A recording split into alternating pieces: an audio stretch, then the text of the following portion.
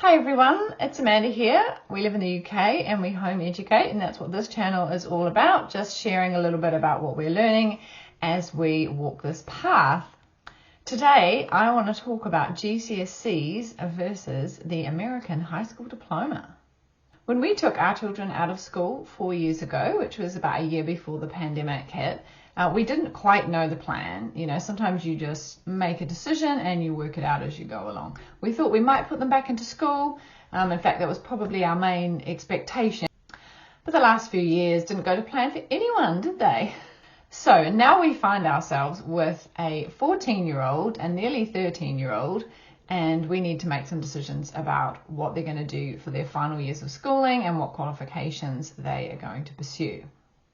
After doing some research and then having an in-depth conversation with our girls, we've decided that we're going to be pursuing the high school diploma route instead of the GCSE qualification, which would be the standard plan here if you live in the UK, certainly if you're in the school system. Also, we won't be doing A-levels, we will be doing the SAT and advanced placement exams if they want to go to university. Otherwise, one of my girls is quite keen to do a more creative career and she may not even need to do that. So before I talk about why we made that decision, let me just do a quick explanation of what the high school diploma is in comparison to GCSEs. So if you're in the UK, you know GCSEs is a 2-year program of study ending with a whole lot of exams. In year 11, some of my daughter's friends are doing GCSEs and they've got about 27 exams over a fairly short space of time, and they normally get that and finish around the age of 16. So the high school diploma, if you're in America, is a 4-year qualification, and it's for the last 4 years of high school. So you normally would graduate with it at 18 rather than at 16. But it's not directly comparable to the A-level. So if you just graduated with the high school diploma at 18 versus A-levels, if that's all you had, they wouldn't be directly comparable. It's not comparing like for like because they function differently. So with GCSEs, it's basically you learn a set curriculum for your subject. If you're in school, you might do 9, maybe 10 GCSEs. If you're home educated, a lot of people only do a couple, or they may do 5 GCSEs just to enable them to get into the next course that they want to do, and then they do a bunch of other learning around their interests or things like that. So if you wanted to go to university in the UK, but you don't have A-levels, in addition to the high school diploma, you also need to do something called the SAT, which is basically a reasoning test. I hear Mark Zuckerberg got 100%. Also, depending on the university course that you want to do, they might ask for something called advanced placement exams. And these are a little bit more like the A-levels, as they are specific subject focused. But instead of taking 2 years, which is what the A-levels take, they only take 1 year. So they don't dive as deep into the content as an A-level would, but because of that, it means you can do more of them. So some people might do 5 or even up to 6 advanced placement exams. So the high school diploma basically works on a system of credits. So you earn credits in a whole variety of subjects, and some you can deep dive into and you can earn a lot of credits in those subjects. Others you can just dabble in or get a bit of exposure in and you can earn fewer credits. So you build up more of a portfolio of your learning across the board. And so rather than doing 9 subjects all to the same level, you can focus more on some and pull back on others, but it enables you to keep a much broader education. And that is basically the reason why we decided to go down that route. We didn't want to suddenly narrow down what the girls have been learning into 9 subjects and suddenly take on a curriculum from the government. We wanted them to be able to continue to learn a wide variety of subjects and to keep their options open, to develop a really broad understanding of the world. It basically means that we can continue to allow the girls to learn what they want and what we want, how we want to do it, and we don't have to compromise on that just to fulfill some arbitrary qualification that the British government says we should have. I know there can be a bit of a prejudice against the American system, as if the American school system is not as good as the UK.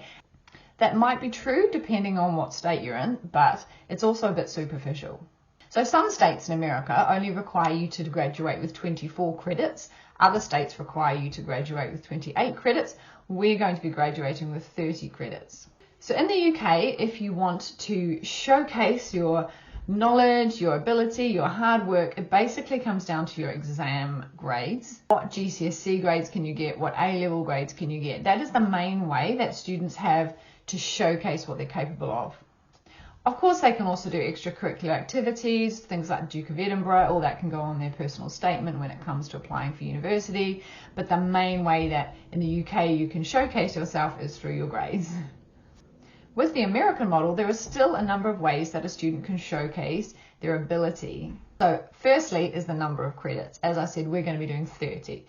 Secondly, you've got your grade point average. So for all your subjects, you are still graded, and your grade point average will showcase what you're capable of.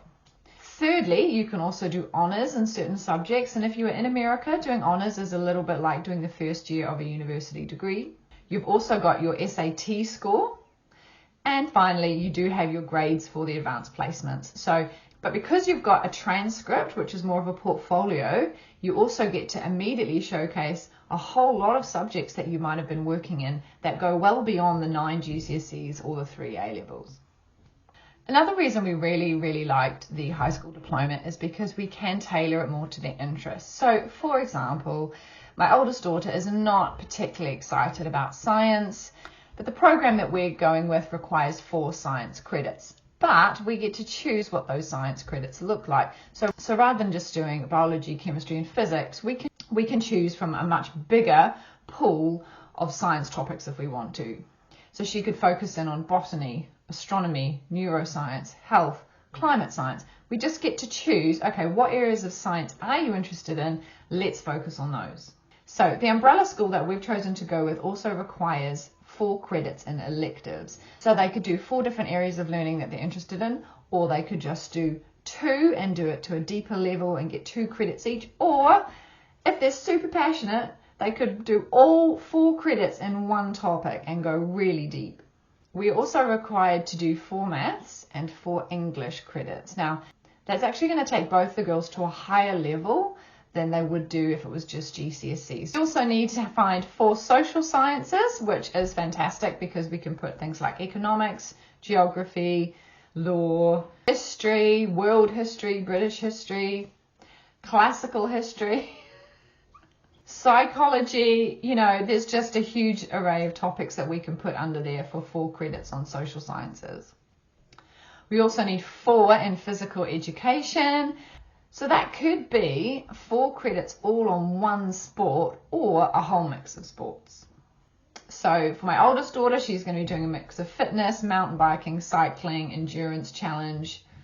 We also need to do 4 in foreign languages or creative arts. And we need to do 2 credits in life skills or executive skills. And the great thing is we can end up with more credits than we need. And then when it comes time to decide, okay, what university course do we actually want to do? We can pick and choose what's going to be most helpful to put on the transcript. And that might mean that my daughter does more credits than actually end up on her high school diploma. But the diploma that she ends up with will be really tailored to what she wants to do. So we're just starting out on this journey and we've got several years ahead. In fact, I must say that you can actually graduate earlier than 18. You can graduate at 17 and some graduate at 16 as long as you still cover all the work that you need to do.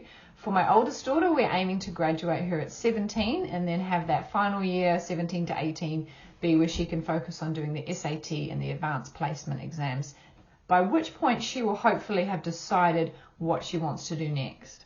So we don't have to narrow down those options now. We can continue to keep it broad, keep the options open, and then in a couple of years' time, when she's 17, we can really say, okay, where are we going now? We can then just go and get the few advanced placement exams that she needs for that particular degree course. My other daughter is super creative and entrepreneurial, and she would like to graduate at 16 with her high school diploma and go straight to a full-time college course and then start a business. So I'm going to keep you posted on how it goes. If you have any questions about doing the high school diploma as a British family, put them in the comments and I will do my very best to answer. Once we've planned out next year's academic pathway. I'm going to do a video on that for each of my daughters doing the high school diploma so that you can see what it looks like in practice. The reason I'm doing this channel, guys, is just to let people know that they have options. If school isn't working for you for any reason, or if you just simply want something different, a different type of education, you have options, you have choices. So I had to finish recording this video at night in the end. That's all I had to say too. So I hope you found it helpful. If you have any questions about the high school diploma or anything I've said in this video, please feel free to leave me a comment and I'll do my best to answer. And I will see you again soon. Bye.